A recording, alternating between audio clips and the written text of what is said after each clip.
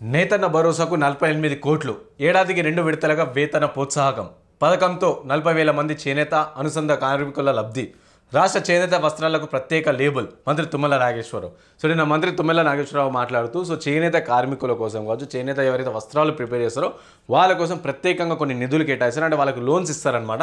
So 48 కోట్ల వరకు, అంటే ఏడాదికి 2 విడతలుగా వేతన ప్రోత్సాహకం, సో వాళ్ళ కోసం లోన్స్ అవన్నీ ఇస్తారంట. సో పథకంలో 40,000 మంది చేనేత అండ్ అనుసంధానం సంబంధించి, అంటే ఎవరైతే డైరెక్ట్ చేనేత వస్త్రాలు చేస్తారో, లేకుంటే దానికి సంబంధించి ఎవరైనా ప్రొడక్షన్ కావచ్చు, లేకుంటే మ్యానుఫ్యాక్చరింగ్ కావచ్చు, లేకుంటే సేల్స్ కావచ్చు, అలాంటివి చేస్తారో చేనేత పైనే ఆధారపడిన కుటుంబాలు, చేనేత పైన ఆధారపడిన ఎవరైతే ఉంటారో సో వాళ్ళ కోసం ఏడాది 2 సార్లు వేతన ప్రోత్సాహకాలు ఇస్తారంట. అండ్ వాళ్ళ కోసం ప్రత్యేకంగా చేనేత వస్త్రాలకు ప్రత్యేకంగా ఒక లేబుల్ కూడా కేటాయిస్తారు అని చెప్పేసి మంత్రి తుమ్మల నాగేశ్వరరావు చెప్తా ఉన్నారు. ఒకసారి చూద్దాం మనం డీటెయిల్గా. సో దీంతో పాటు చేనేత సంఘాలకి ఎలక్షన్స్ కూడా లేవు, గత 10 ఏళ్ళుగా లేవు. సో ఇప్పుడు లేవు. అట్లీస్ట్ ఈ ప్రభుత్వం అయినా సరే చేనేత సంఘాలకి వాళ్ళ డెవలప్మెంట్ కోసం వాళ్ళకి ఎలక్షన్స్ అనేది ఏర్పాటు చేయడం, అయితే వాళ్ళ ప్రాబ్లమ్స్ వాళ్ళకి తెలుస్తూ ఉంటాయి. ప్రభుత్వం నేత కార్మికులకు సంక్షేమానికి కట్టుబడి ఉందని, చేనేత అభయహస్తంలో భాగంగా నేతన్న భరోసా పథకం కింద మార్గదర్శకాలను విడుదల చేసినట్లు రాష్ట్ర వ్యవసాయ శాఖ జౌళి శాఖ మంత్రి తుమ్మల నాగేశ్వరరావు తెలిపారు.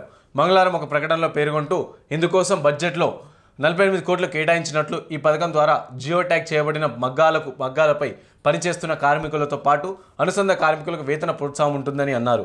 గరిష్టంగా సంవత్సరానికి నేతన్నలకు 18,000, అనుబంధ కార్మికులకు 6,000 అందించడం జరుగుతుందని అన్నారు. దీంతో దాదాపు 40,000 మంది చేనేత అనుబంధ కార్మికులకు లబ్ధి పొందుతారని స్పష్టం చేశారు.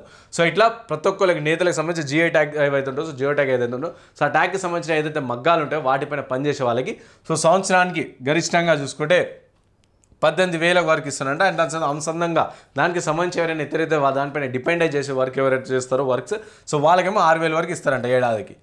దీంతో దాదాపు 40,000 మంది చేనేత అనుబంధ కార్మికులు లబ్ధి పొందుతారని స్పష్టం చేశారు.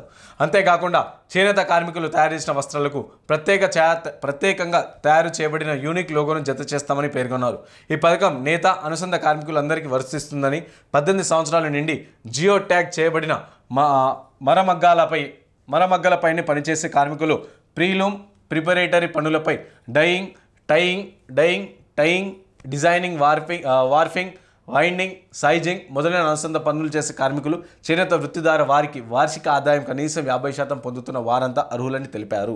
అయితే జియో ట్యాగ్ చేయబడిన మగ్గాల ద్వారా వార్పులకు కనీసం 50% కంటే ఎక్కువ పూర్తి చేసిన నేత అనుబంధ కార్మికులు నేరుగా లబ్ధిదారుడిగా బ్యాంకు ఖాతాలకి వేతన ప్రోత్సాహం ఉంటుందని అన్నారు. సంవత్సరానికి 2 విడతలుగా, అంటే ఏప్రిల్ నుండి సెప్టెంబర్ వరకు ఒక విడత, దాని తర్వాత ఏప్రిల్ నుండి సెప్టెంబర్ వరకు 9,000, అనుబంధ కార్మికులకు 3,000 జమ చేయడంతో జరుగుతుందని, మొదటి విడతలో 50% వార్పులు పూర్తి చేయని వారు 2వ విడతలో పూర్తి చేసినట్లయితే మొత్తం ప్రోత్సాహం సంవత్సరంలో అందించబడుతుందని వెల్లడించారు.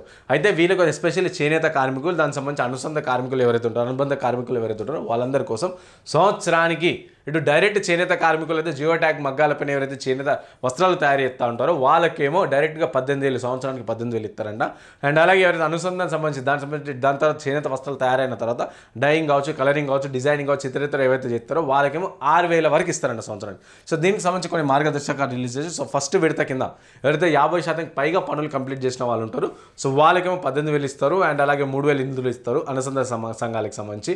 అండ్ అలాగే ఎవరైతే 50, అంటే ఫస్ట్ విడతలు సెప్టెంబర్ నుంచి ఉంది కదా, ఏప్రిల్ నుంచి సెప్టెంబర్ వరకు, దాని తర్వాత ఎవరైతే 50 అర్హులు ఎవరికైతే రాలేవో, లబ్ధి పొందలేవో వాళ్ళకేమో నెక్స్ట్ విడతలో సెకండ్ టైం వాళ్ళకి ఛాన్స్ ఇస్తారంట.